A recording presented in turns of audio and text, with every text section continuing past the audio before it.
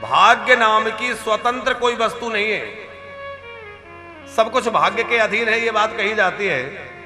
लेकिन भाग्य किसके अधीन है? कर्म के अधीन। कर्म के द्वारा ही भाग्य का निर्माण होता है।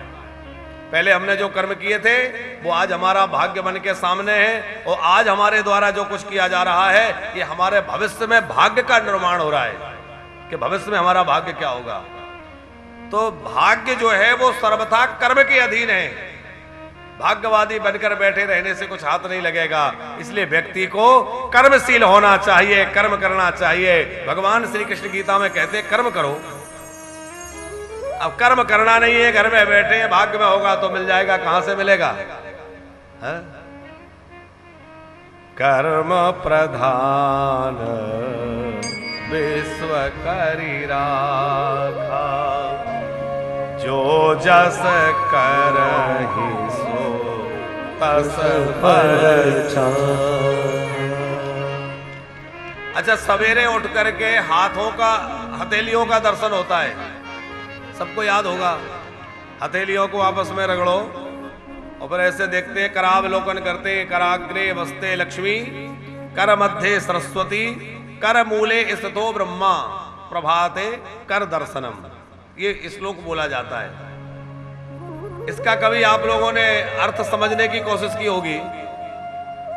कराग्रे बसते लक्ष्मी, कर माने हाथ, हाथ है कर्म का प्रतीक। मानो कहा जा रहा है सवेरे सवेरे जब सोकर जगे तो क्या स्मरण रहे? बोले भैया हमारे कर के अग्रभाग में लक्ष्मी है, माने हमारे कर्म के अधीन ही लक्ष्मी है। हाथ कर्म का प्रतीक है। हम कर्म करेंगे तो खूब लक्ष्मी माता की कृपा होगी, खूब धन मिलेगा। कर मध्य सरस्वती, विद्या भी जो है वह आपके कर्म के अधीन। आप अच्छा कर्म, खूब पढ़ाई करेंगे, परिश्रम करेंगे तो विद्या प्राप्त हो जाएगी। कर मूले सतो ब्रह्मा, कर के मूल भाग में ब्रह्मा जी का वास है। और ब्रह्मा जी कौन है? भाग्य विधाता। हमारे भाग्य को बनाने वाले ब्रह्मा जी हैं।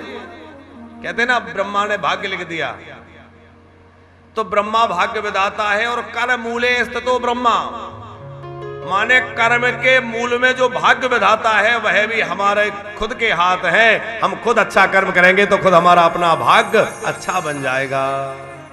और कर्म अच्छे नहीं होंगे तो भाग्य बिगड़ जाएगा। फिर हम शिकायत भगवान से करेंगे। होता क्या है, जीवन में कुछ मिल गया, बोले हमने कमाया, और कुछ बिगड़ गया, कुछ चला गया, बोले भगवान ने ऐसा किया। कुछ गलत हुआ तो भगवान पर आरोप, वो अच्छा हुआ बोले हमने किया।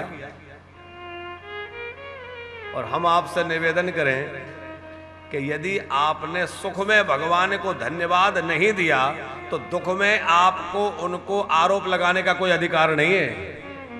अरे सुख आया तो हमें लगता है हमने कमा लिया, और दुख आया तो उनने नहीं। उल्टा है। जीवन में जब दुख आए तो समझना हमें अपने कर्मों का फल मिल रहा है, और जीवन में जब सुख आए तो समझना गोविंद की कृपा बरस रही है, मेरे राधा रमन कृपा कर रहे हैं जो इतना सुख प्रदान कर रहे हैं। सुख वो दे रहे हैं, दुख हमारे कर्मों से। यजेंद्र जी, जब व्यक्ति परेशान होता है तो वो जगह जगह समाधान पूछता है। कोई कहता है राहु दोष है, कोई कहता है पितृ दोष है, कोई अमुक दोष है। तो कभी कभी हमें सोचने में लगता, हंसी लगती है कि व्यक्ति को सारे दोष दिख गए पर अपना दोष नहीं दिख रहा कि मेरा क्या दोष है। राहु दोष है, काल सर्प दोष है, पितृ दोष है, ये दोष तो लग रहा है, पर ये नहीं देख रहा कि मेरा क्या दोष है। और व्यक्ति अपना दोष सुधार ले तो सारे दोष खत्म हो जाएंगे साहब, सब कुछ अपने आप बढ़िया हो जाएगा।